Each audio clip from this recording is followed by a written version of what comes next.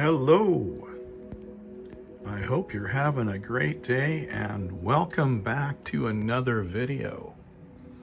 Today's video is about a laptop that we've already looked at just the exterior of, just the surface actually of, and that is the Dell Inspiron N5030.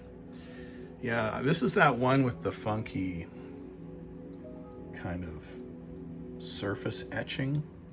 So that's all I really focused in on in my first video, just to show you the surface etching and to contrast it with some other laptops that I happen to have on hand to show you the different ways that these laptops used to be, you know, they used to try and differentiate them, I guess, and protect them from showing their scratches and things like that. So this is Dell. Let's get into it here. Let's look at some of the I/O on it. There you go. Exhaust port, power ports, couple of USBs. You got yourself a networking Ethernet plug. You got your VGA.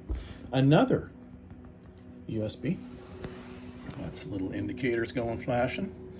SD card reader. Audio jacks around the corner. Just really the optical drive and the Kensington lock. So there you go. Not a lot to see on the sides. Let's go in, zoom in on the actual keyboard, trackpad, etc. Fairly small trackpad, not terrible, but you know, it's functional, works, in great shape, no signs of wear. It's sporting Windows 7 Pentium inside, and it's got the old French Canadian keyboard. Yep, cannot win for trying. Yep. Anyway, so if you're French Canadian, you'd love this keyboard. If you're not, you just remap some keys. So there you go. There's the shot. Oh, and of course it has this little camera up here, little one, a light that goes on when you turn it on. It is really in great shape, this thing. I mean, honestly, it's like I just took it out of the box. That's the kind of shape this laptop's in. Should I try and shut this? I don't want to put it to sleep. But that's that funky sort of surface that this thing has. So we'll leave it at that. Don't want to. Oh, it's gonna do this thing again. There we go. All right, there we are. So let's get into it. Let's see what's going on with this Inspiron. So it's running Windows 7 Home Premium, and it, like it mentions, it's an N5030 Inspiron Dell. It's got the old Pentium T4500 running at 2.3 gigahertz with 4 gigabytes of RAM. Not a whole lot. Running a 64-bit operating system. Just enough really for, you know, for Windows 7. Windows 7 does okay with 4 gigabytes of RAM. Let's dive into the experience rating. Let's see what we got going on. Well, what do you know? The weak point is the graphics. Could have told you that without even opening and starting up the computer. We know that. That's the typical issue with all these 2010 computers, right? So let's take a look at, so this is definitely a 15-year-old laptop, pretty sure. So let's get into it here. Let's take a look a little deeper at that processor. It's got 2 cores, 2 threads, so it's a dual core. So it's got that going for it. A Penryn, I hope I'm pronouncing that right, code name. Yeah, there you go. Basic stuff about it. If that interests you, I never look at the cache. Main board, or motherboard, as most of us call it, is, you know, it's a Dell. And yeah, it's running those Intel chips. And this is the thing I want to look at. BIOS is from 2010, so that kind of confirms the age of the laptop. I doubt they even updated a whole lot, looking at it being A02, so there might be an update to the BIOS, but I don't really bother with it unless I need to change something. Unless there's an issue. I don't like to brick things. And you can, trust me, especially old BIOS, because it seems like they post these buggy BIOS and then you update them and boom, you're out of a laptop or you're spending hours trying to get it back in shape. So here we go, DDR3, that's pretty good. I was expecting almost DDR2. DDR3, dually, which is fine. You'd expect it to be dual channel. There you go. It's got a Kingston and a Kingston. Oh, interesting.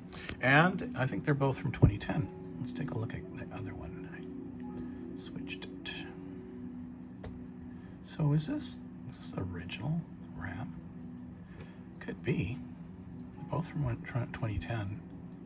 Kingston isn't a brand I normally see being used by manufacturers, but you know, it's where you can get it cheapest, I think, for these guys. So there you go. Graphics, well, you know, it's this Intel Mobile 4 series garbage. And it says it has, you know, a good amount of RAM, but how is that really sliced and diced? Well, in order to get a good understanding of that, what I like to do is I like to just open up this here, go in here. All right, here we go. So this tells us a lot about the actual graphics adapter or chipset. So in this case, it's showing us that it's what we saw before, but look at how it breaks it down. Yeah, see, so it's actually dedicated memory is only 64 megabytes, but it is sharing that DDR3 RAM. So in practice, we'll have to see how it actually runs YouTube video or something like that. As for the dimensions of the screen, it is a 1366 by 78 view screen. So not bad. I think it's pretty good. As long as it's better than 1024 by 768, I'm always happy with that. Or you know, or even that would be fine. That's sort of like a minimum for me. So here is the summary of the tech. So there you go. Storage, yes. So the storage is, well, it's saying about 300 gigabytes of, this is of course a spinning disk, Western Digital hard drive. Temps are a little warm, 40 degrees doing nothing, but whatever, it's okay. We'll see what happens. I'm sure it's fine. Probably could just maybe use the vents cleaned out, which I may have to get around to doing that, looking at those temps. Yeah, we're gonna do a video, run a video. Let's get rid of this, close this out. Okay, let's take a look at the drivers. I believe we're all good for drivers. I always like to make sure the display drivers are good. Yeah, they're there. I mean, I could see it before, but it's all looking good. I don't see any flags to tell me that I'm missing something. So it's all good for drivers. So our performance should be real here when we actually run this. So that is good. Oh, before we do that, let's look at the hard drive. Yeah, so the hard drive is that Western Digital 320 gigabyte hard drive, but we're getting a current pending sector count warning. So, you know, it is older. It's got some miles on it, and this is not uncommon to see in an old laptop. Let's take a look at the hours of usage. Well, it works out to a year and maybe a half, a little less than a half. So yeah, it's been running only a year. That's actually pretty good considering. Year and 32 days, yeah. So not bad, and it's got a power on count of 5,871. So obviously this thing's been powered on a lot and then just run for short periods of time. either that or perhaps it goes into sleep and kicks off the drive. In either event, it is showing some signs of wear. But you know, I got a lot of hard drives that have current pending sector count flags, and they've been running for years. So that's one of those things that, you know, you take it with a grain of salt. You can tell it's got some mileage on it. You know, if you have any date on here that you're concerned about, just make sure you back it up, run it till it dies, and then get a SSD, I guess, if you're that into it, or just get another, you know, spinning disk. They work fine. Good enough for Windows 7. Windows 10, you definitely want a SSD, but these old guys, who cares?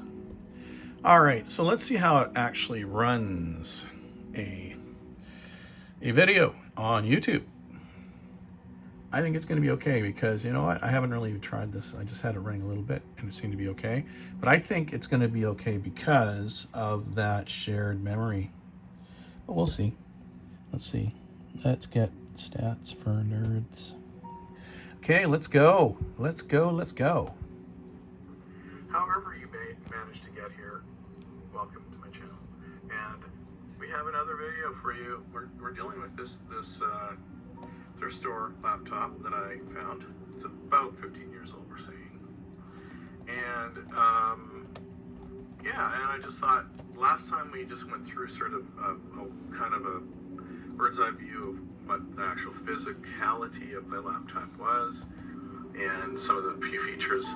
And you know, how I had to turn it up under Windows 7 because that's what it came with, that's what it's running, and that's what I'll keep it running as sort of a artifact of a time period that I quite liked. But that doesn't mean this thing couldn't be useful for something, right? It will be on just full an screen artifact and playing around with. This could actually be used as an actual, I don't know, productivity machine, a coding machine, a Kali hacking machine, or a Mint, Linux Mint machine. And this is what we're really going to look at, is how does it run live Mint. This is a 32-bit version because I use that one because it's more compatible with some of my oldest systems when I... Okay, so 22 drop frames, but that was more or less when it first started, so that could have been, what could have been responsible for that is sometimes when it starts to buffer. So I think it's fine. We even went full screen and everything else. I think it plays videos fine, even on an old browser like the Firefox long-term service release type thing. All right, of course, the last thing we always like to do is run NovaBench, and this is, I just installed it, so this is a version run. It says you will know as soon as I know what this thing can do. So let's just make sure everything is closed. It looks like it is. Yep. So let's give this thing a shot. Yep. Let's do it. So yeah, I'm just gonna, while this goes, I'm just gonna sip some coffee.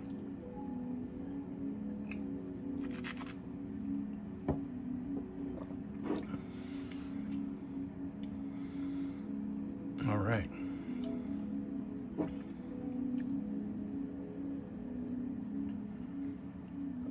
Well, my coffee's gotten cold, so you won't hear any slurping this time around. If it's piping hot, I can't really drink it very easily without slurping it.